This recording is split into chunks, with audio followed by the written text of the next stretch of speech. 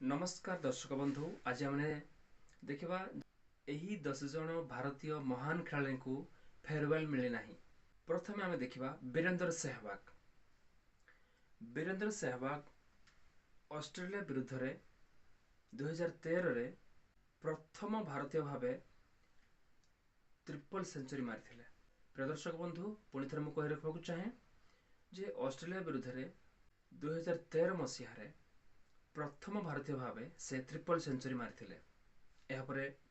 One day cricket रे सचिन पर वीरेंद्र सहवाग ही double century करथिले। प्रथमे सचिन तेंदुलकर 200 मारी एवं द्वितीय वीरेंद्र सहवाग द्वितीय भारतीय भाव से डबल सेंचुरी करथिले। ऑस्ट्रेलिया विरुद्ध जो मैच चलता से समय सहवाग को ड्रॉप करा जाइथिला। आउ से समय आगामी मैच गुड़ाक खेलिया सुजोग दिगला ना। किछि दिन पर से रिटायरमेंट घोषणा करथिला। एभली दिन रे से बिना फेयरवेल रे रिटायरमेंट घोषणा करथिले। द्वितीय आम देखा वीवीएस लक्ष्मण जहाँकि वीवीएस लक्ष्मण से जड़े बहुत बढ़िया खेलाड़ी अटंती जहाँकि वीवीएस लक्ष्मण को कह जाए भेरी भेरी स्पेशल लक्ष्मण बोलिकी कह जाउथला।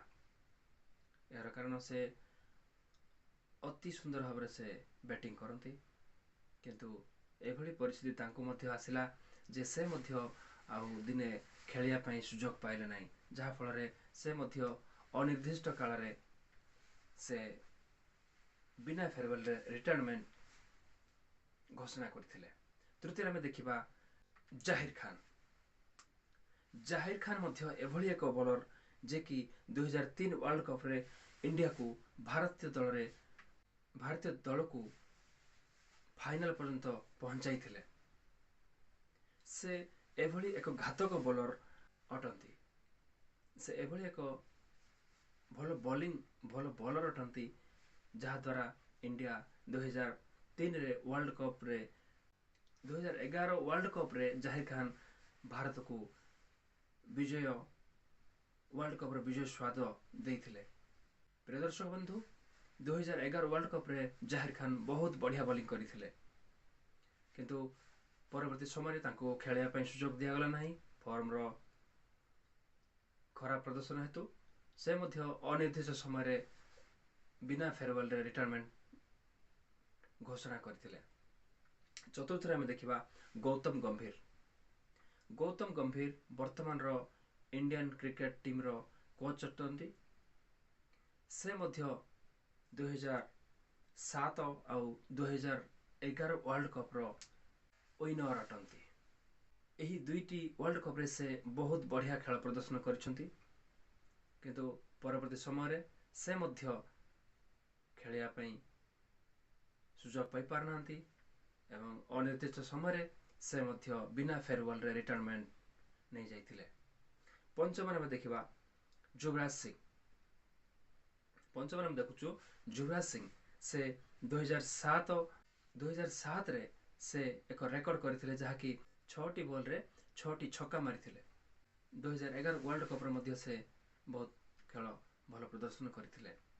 2011 वर्ल्ड कप रे जतबेले से खेलिले ता पूर्व से कैंसर रे पीड़ित थिले।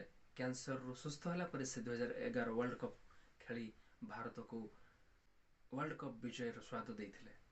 षष्ठ भारतीय होउछंती जे कि बिना फेयरवेल रे रिटायरमेंट घोषणा करछंती से होउछंती भारत रो पूर्वतन कैप्टेन महेंद्र सिंह धोनी। से 2007 आउ 2011 वर्ल्ड कप विनर रो कैप्टेन अटंती। से मध्य बिना फेयरवेल रे रिटायरमेंट घोषणा करथिले। सप्तम देखुचु से होउछंती शिखर धावन। शिखर धावन को मिस्टर आईसीसी नाम रे फेमस अटंती शिखर धावन। से मध्य बिना फेयरवेल रे रिटायरमेंट नहीं थिले। अष्टम देखुचु हरभजन सिंह। हरभजन सिंह 2011 आउ 2007 रो एही वर्ल्ड कप रो 2011 आउ 2007 वर्ल्ड कप चैंपियन रो जने भागीदारी अटंती किंतु से मध्य बिना फेयरवेल रे एही क्रिकेट जगतरू रिटायरमेंट घोषणा करथिले। नवम रे हम देखिबा से होचंती दिनेश कार्तिक मध्य जेतेबेले महेंद्र सिंह धोनी और दिनेश कार्तिक एका थरे आसथिले किंतु बेले बेले महेंद्र सिंह इन होउथिले दिनेश कार्तिक आउट होउथिले, बेले बेले दिनेश कार्तिक इन होउथिले महेंद्र सिंह आउट होउथिले। एभली अदल बदल जोगु से आउ सुजोग पाई पारले नै किंतु भारत पई से जो भली खेली प्रदर्शन कर बहुत भल उच्चकोटीर अटे किंतु परवर्ती समय से मध्य बिना फेयरवेल रे रिटायरमेंट घोषणा कले। शेष में 10 आम देखुछु रविचंद्रन अश्विन बर्तमान जो चलता टेस्ट रे ऑस्ट्रेलिया विरुद्ध रे से एक शेष मैच रे खेलिया तांको ड्रॉप करा जाइथिला। एहा परे से बिना फेयरवेल रे से रिटायरमेंट डिक्लेयर घोषणा करथिले। से टेस्ट क्रिकेट रे 500 रु ऊर्ध्व विकेट नहीं एवं से 11 थर player of the series award पाई। प्रिय दर्शक बंधु आपण मन को कहि रखिलु जे एही महान 10 जन खेलाड़ी बिना फेयरवेल रे रिटायरमेंट घोषणा करियछंती। आपण मन को केउ खेलाड़ींकर रिटायरमेंट टी आपण को केमिति लागिला ताहा कमेंट माध्यम रे जणाइबे। आउ जदि आपण हमर ए चैनल रे प्रथम थर नुआ भाबरे देखुछंती ताहले हमर ए चैनल को सब्सक्राइब करंतु, लाइक करंतु, शेयर करंतु। Thanks for watching.